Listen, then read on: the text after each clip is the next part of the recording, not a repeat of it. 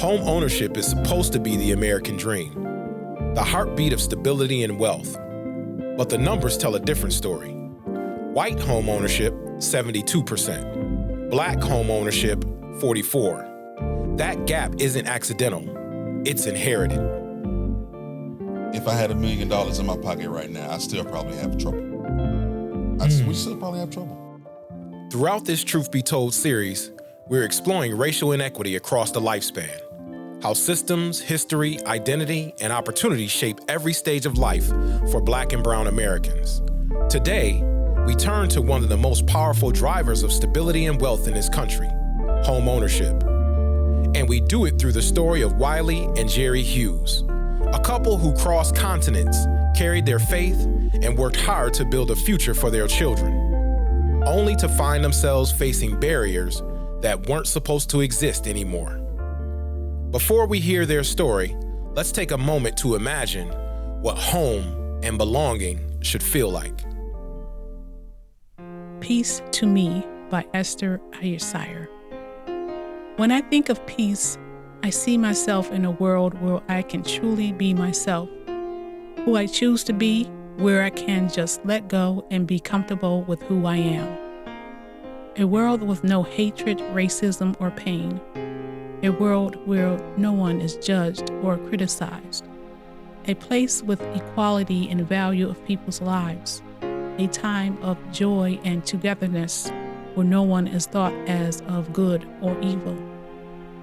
Where creed or color is not looked at as right or wrong, good or bad.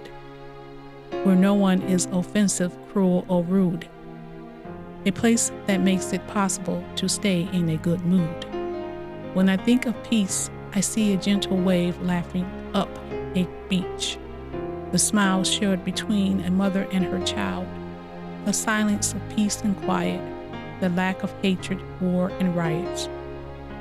One day nations will come together and be as one, just as the Lord wanted it to be.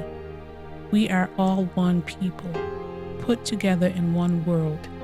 When I think of peace, I see a better world for all of us. That vision of peace, belonging, and shared humanity isn't just poetic. It's the foundation of home. A home is more than walls and a roof. It's safety. It's stability. It's a place where you can play with your children in the front yard without someone calling the police.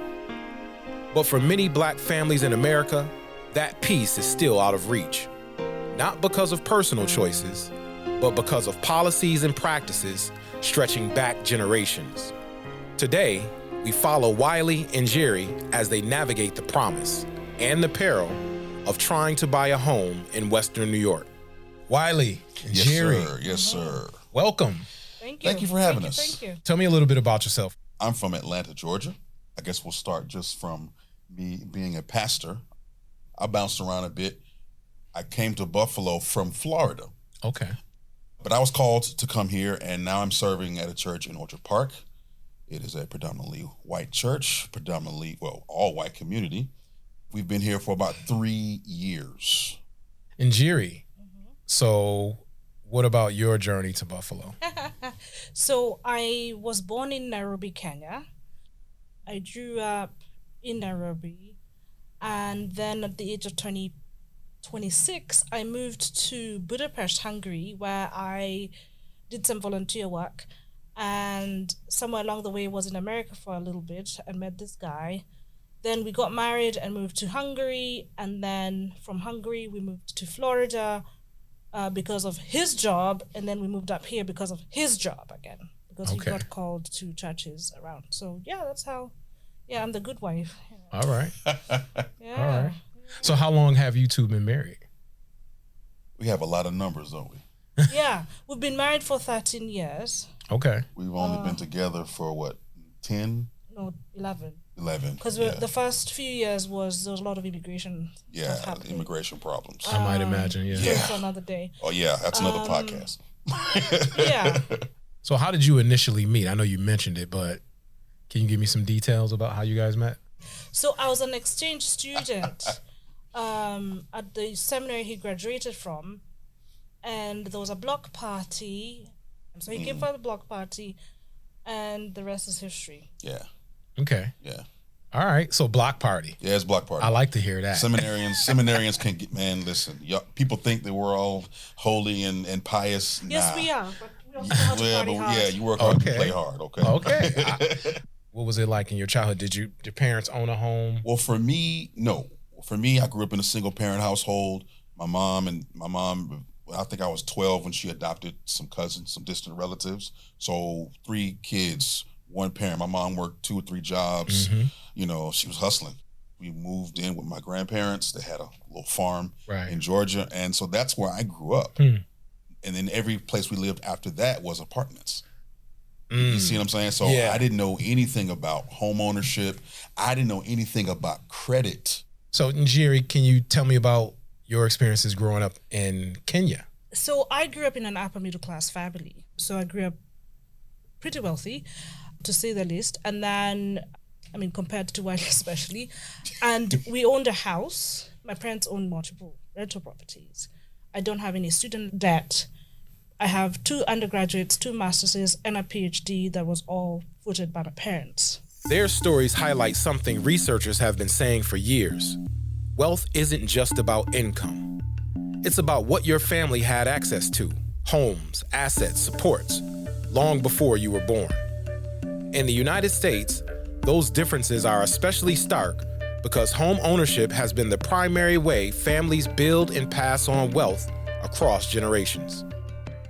So, finances are different in Kenya, and the way taxation, property tax, and everything else is done is very different from America. Right. For us, credit is the devil, right? You know what I mean? I mean, for us, I do know what you mean, yes, but I'm it's not kind of like same. But you're not supposed to entertain that. You know what I mean? Like you're supposed to not have credit. Like maybe mortgage, but even that, no. Were you thinking about like settling down in Hungary? Yes, we were. As a matter of fact, when our daughter came, that's when we were thinking like, you know what, we could do this. Because she came, any other country in the world, babies are free. Healthcare is free. Right. So it was like she was born and hey, they sent obstetricians to our house every month to make sure she was okay. Debt after that. No debt. I mean, and so we paid our taxes, and as long as our taxes were paid, she could go to college free. Everything was great. So we were about to plant some roots. Oh, so were you thinking about buying a home? We were thinking because we're permanent residents. We're thinking of looking for EU citizenship. Yeah. But then there was the whole issue of the Syrian refugees.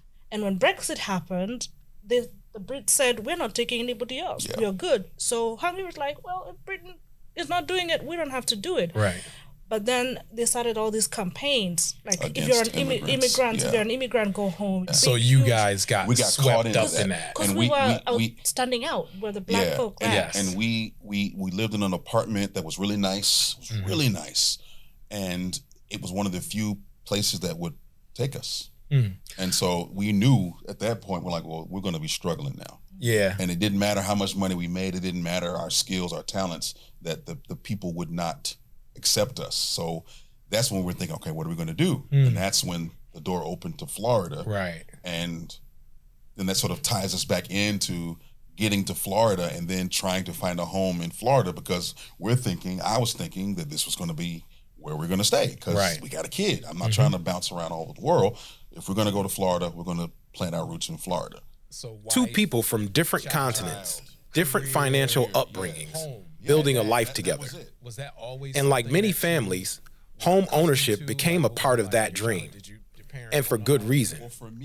In a 2022 national survey, nearly 3/4 of Americans said home ownership is the defining feature of the American dream, even more than having a successful career or earning a college degree. Home ownership doesn't just provide stability, it enables wealth transfer, educational opportunities for children, and resilience during financial crises. But those benefits haven't been equally accessible. Before we follow the Hughes family to Florida and then to Western New York, it's important to remember that today's homeownership gap didn't happen by accident. Federal policies in the 1930s and 40s from redlining to the way the GI Bill was implemented, created two very different realities for white and black families.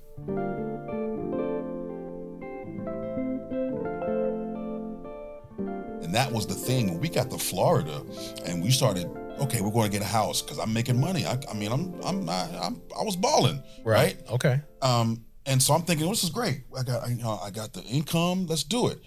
And then all of a sudden, it was like obstacles were being put there.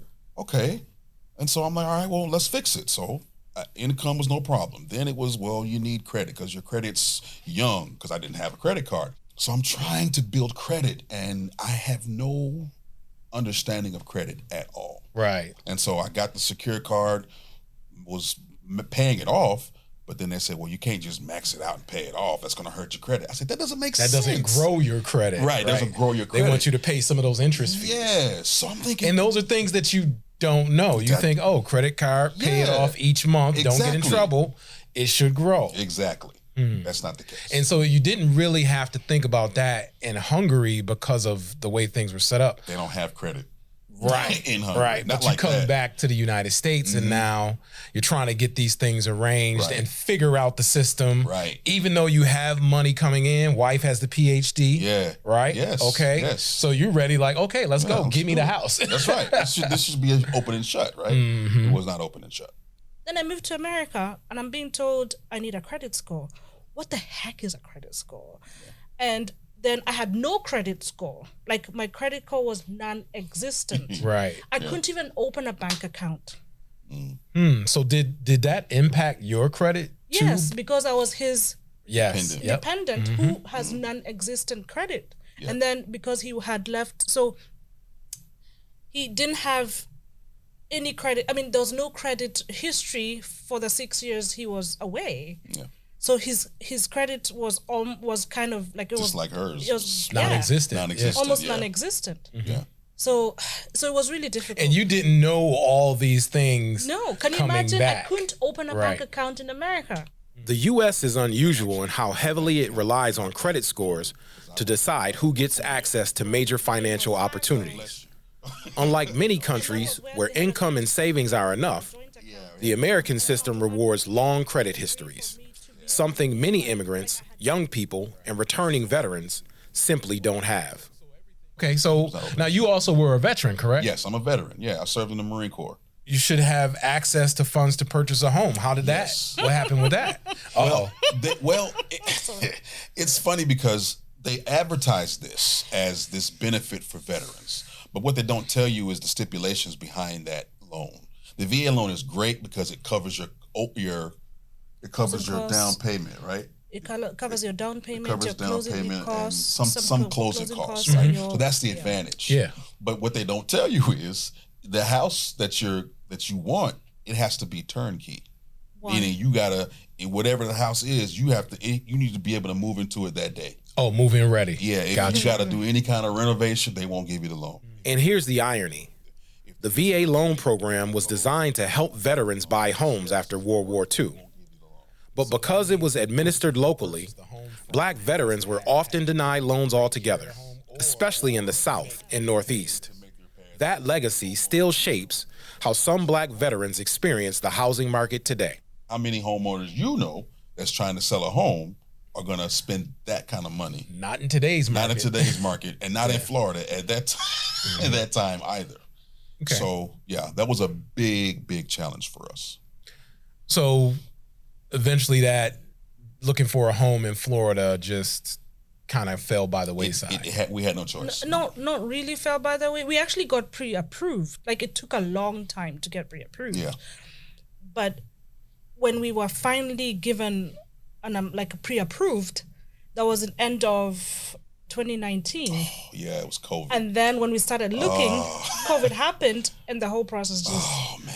Yeah. Yeah. What were the supports like to navigate all of this? We had nobody. So we were just on our own, just sort of dealing with it and asking questions and, Googling things because we just didn't, we had no clue as to what was going on.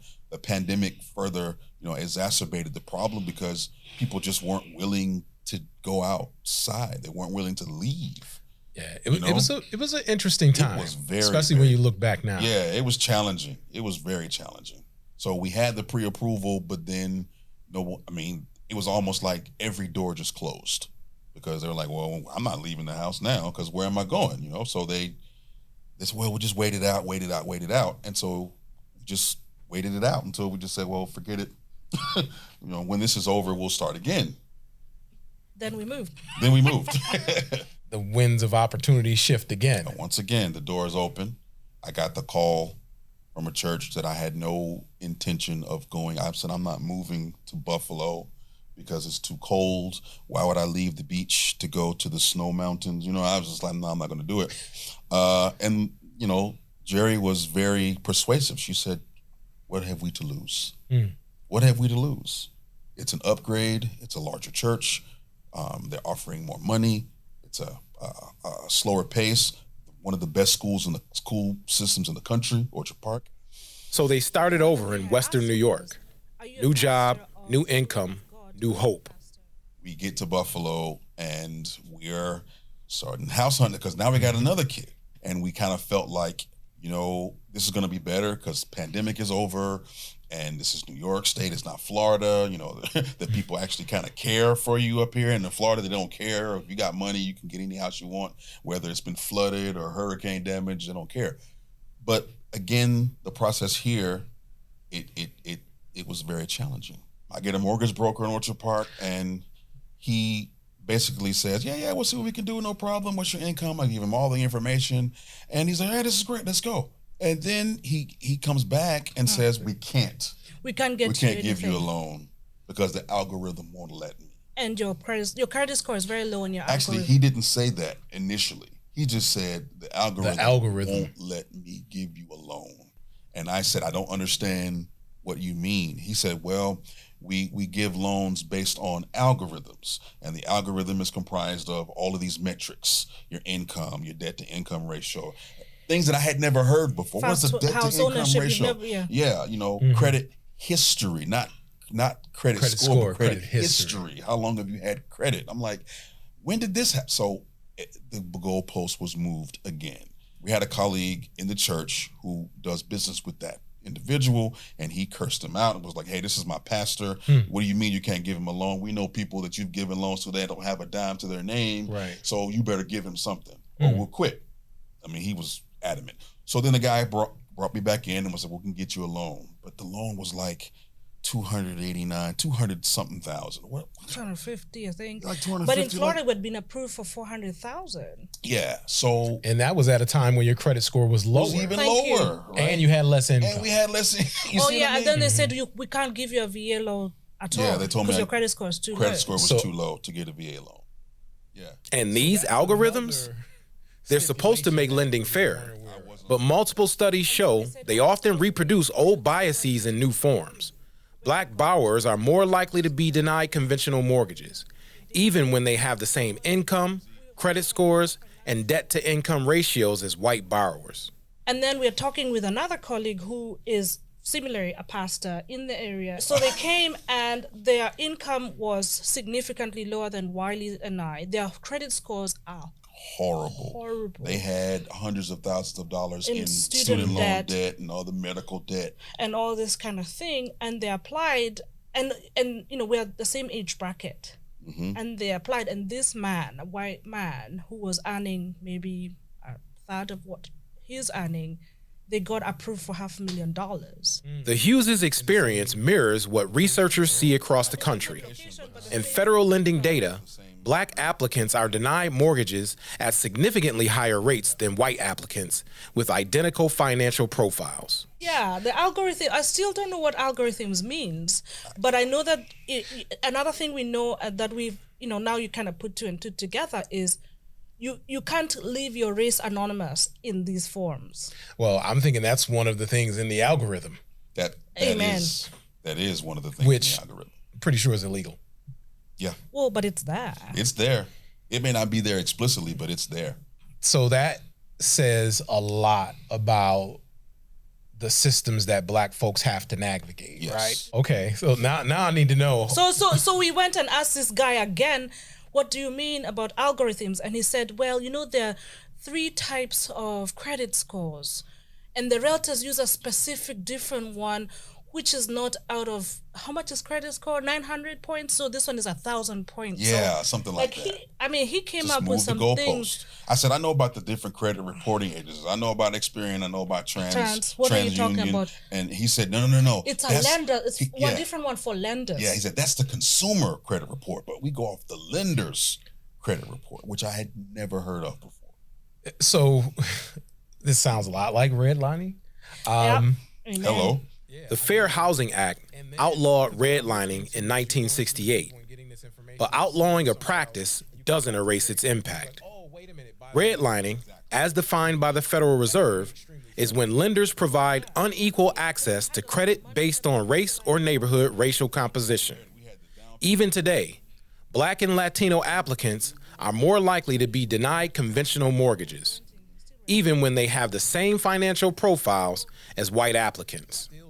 In New York State, white households are more than twice as likely to own their homes as Black households. This isn't incidental, it's structural.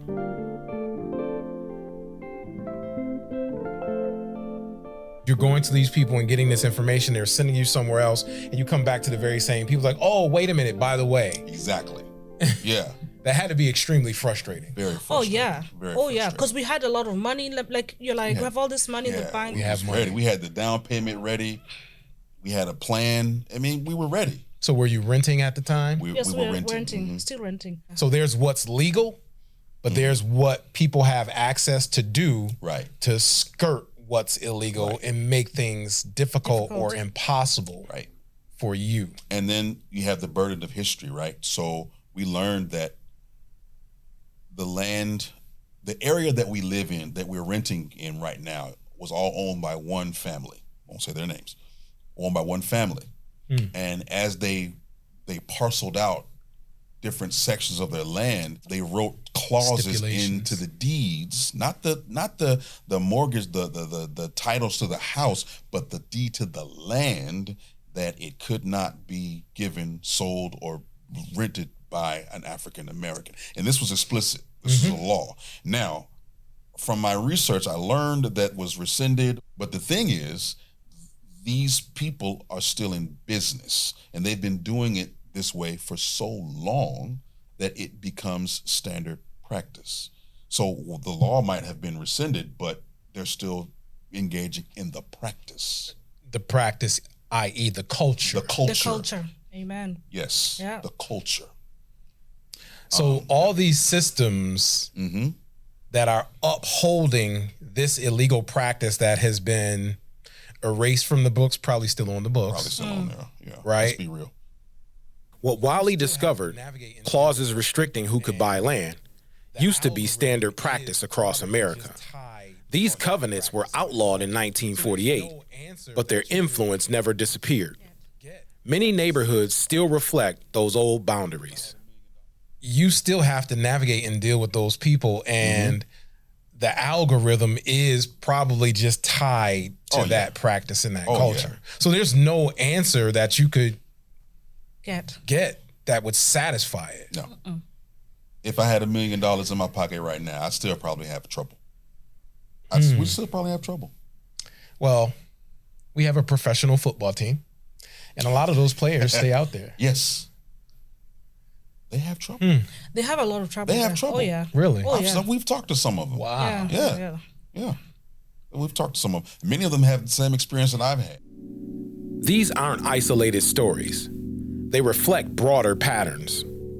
As of 2023, the Black home ownership rate is 44.7%, compared to 72.4% for white households, a 28-point gap, larger than it was in 2013. Black Americans still face the lowest home ownership rate of any major racial group in the country. Home ownership is the largest wealth-building engine in America, and for generations, Black families have been denied access through redlining, exclusion from the GI Bill, predatory lending, subprime loans, appraisal bias, and discriminatory steering. The Hughes family is living the modern version of this history. When we got pre-approved the second time up here, we started the buying process. And we would go to open houses and we would try and put bids in. And one particular open house we went to the open house and you're required to write your names. And this person put a star next to our names. And she asked about it. And I asked, why do we have a star? And says, well, it's just something that I do. And when we tried to put in our agent tried, we were with our agent when we tried because we were signing papers. They said, oh, we're not going to accept their offer. Yeah. And we weren't told why they wouldn't accept our offer. We're not any offer from them, no. Yeah. So, because I'm wondering, did you find out this history prior to seeing the star next to your name? No. Okay, but this was after. This is after because we were digging and trying to figure out what we're asking people from our community, people from the church, like, do you know? And then one person was like, yeah, because she was another African American. She broke it down to us because she'd been dealing with it for years, and she said, yeah, they've been doing this for so long that people just take it as law. Even though it's not. And for them, how they bought a house was they went and viewed the house, and then they got their white friend to go and help with give them power of attorney to close the house of their estate. Yeah, to go and close. That's how they bought their house. That's how they got their house. Fair housing laws exist, but enforcement often relies on individual complaints. That means families like the Hughes, already carrying the burden, also carry the responsibility to challenge discrimination. It's exhausting. And it's why so many inequities persist. We had a situation where we walked into a house that had paraphernalia that was not very pro-black. I feel like you're being nice. Yes, I am being very politically correct. Say it. We walked into a house, and the owners of that house were Civil War reenactors and not for the Union. So there was Confederate flags, there was a big gun cabinet, there were Klan robes, there were Confederate soldier uniforms and paraphernalia, certificates, all throughout the house. Posters saying that slavery has to be enforced again. Yeah. And the people, the N-word people should not. Well, but this is all in display. This is like they took those old newspaper clippings of slaves for such amount of money for sale. This was put on the wall. In their living room, in every room other than the bathroom. That's just how they living, huh? That's how they're living. But then at the same time, you're like, I don't want to be in that neighborhood. Because they allow that. They allow that in the neighborhood? Housing isn't just about affordability. It's about safety, culture, and the ability to belong. When Black families encounter openly racist symbols in real estate spaces, it's a reminder that the emotional cost of buying a home is often higher for them. Because there's some folks who know about those unwritten rules in Orchard Park, and there's folks who perpetuate it. And then there are those who say, oh, well, no Black folks are out here because they're too poor. Exactly. No, right? Actually, some of them say not too poor. Some people say it's a system. Some people say no. Black people just like living because we've had a few people say Black people just like to live there, just like the way the Polish people like to live in. Was it Chittagong and Irish lived like over here and over there. Yeah. So everybody, what he said was everybody in Buffalo, they live where they want to live. They choose to live there. It's a coded way of saying stay with your own kind. Either that or kind of being oblivious of economic restrictions. With all these challenges, because some people would say, well, just give them what they want. Look somewhere else. Why do you continue to push? I mean, first and foremost, Orchard Park is starting to open up a little bit, one. I mean, we're seeing more people of color in the area. Two, we have young children who really like the school there. School quality in America is tied to home values, and home values are tied to race. So when Black families try to access high-performing schools, they often run straight into the walls built by decades of housing discrimination. You're a part of that community as leading a church. For me, that's the reason, because I am a part of that community. And I think again, God called me there for a reason. And so I can't ignore that. I mean, just like any other Black experience, no matter which pocket you go into, you will get, certain experiences. Yes. We had to weigh the pros and the cons. Yeah. And so we have our connections, while he's settling in his position, and, he has, he's doing what he's doing. And, so, yeah, that's one of the reasons we want to stay there. And also it's hard for most people, if you're a pastor, it's hard for you to not be in the community and pastor in the community. That's a challenge. So it's a challenge as well. So you've received tremendous support from people in the church, other community members. You mentioned some folks who told you some direction to take. Yeah. Has everyone received you that well in the community? No. As a matter of fact, there are people even within the church that has not received me very well. I'll tell you a story. I was out in the front yard playing with my boy, and a squad car rolls up to the house, and I didn't want to panic because I'm like, why is the cop pulling up to my house? So my son was like, oh, it's the police. Can I see him? Can I talk to him? And I'm thinking, no, but I don't want to transfer that fear into my son. So I said, yeah, let's go talk to him. So we go over to the car, and my son introduced himself, and the police officer says, yeah, I know who you are. I know your dad too. And I'm thinking, oh my God. And so I'm looking at him. I'm like, wow. You know me? He said, yeah, we know you, Mr. Hughes. How are you?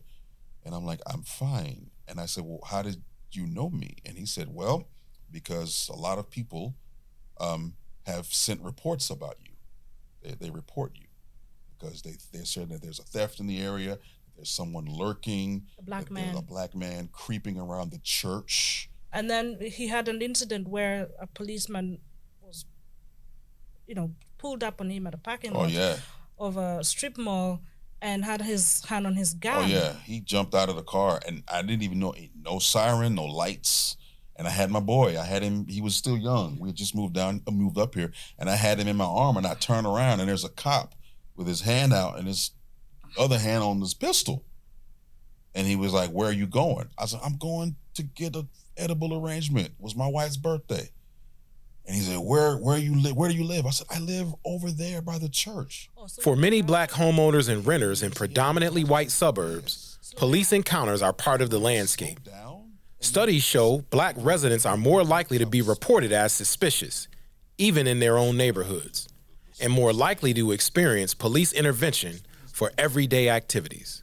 So what are the next steps for you guys? Like, have you figured out some alternative methods or plans? Will you go the route that your friends went, where you view the house and you send somebody else in there as the executor? So what we did was we moved to another realtor who has dealt with people of color, veterans, and people of slower economic levels. Mm-hmm.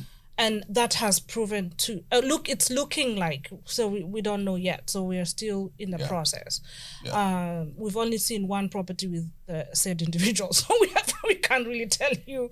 Like recently. So we can't tell you what direction it's gonna go or not go. But we know, the mortgage broker that introduced us to this realtor is our friend, and she advocated for a good significant amount for us, and she also helped us with everything, to get where we are at. But now it looks we're more hopeful with this new direction that we've taken. Yeah. And the process seems to be a whole lot quicker this time with this realtor than our old one. Yeah. Because this woman she's on it. Mm-hmm. She gives us all the information up front. She tells us everything. This is what could happen. This is what might happen. This is, and so we don't feel like we're being railroaded. Mm-hmm. There's nothing new. The goalposts are still where they are. Home ownership isn't just a financial milestone. It's about dignity, safety, stability, the right to plant roots where you choose. Wylie and Njeri's resilience is a reminder of how much strength it takes for Black families to secure what should be ordinary. Their story is personal, but the solutions are collective. And the truth is, small steps matter. Learning how the system works, speaking up when something doesn't feel right, supporting neighbors who are navigating the same maze, sharing stories like Wylie and Njeri's so we don't normalize what they endured.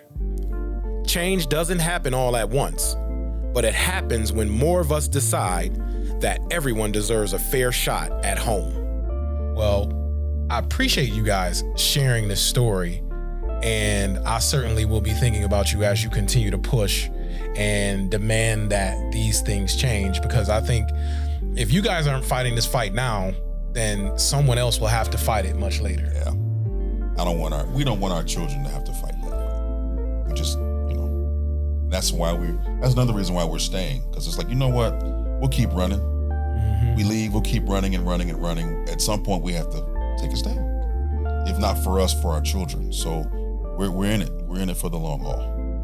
In our next episode, we continue this journey through a lifespan into fatherhood. We meet Al, who faced systemic barriers and broke generational cycles. I'm your host, Wil Green. Thanks for listening.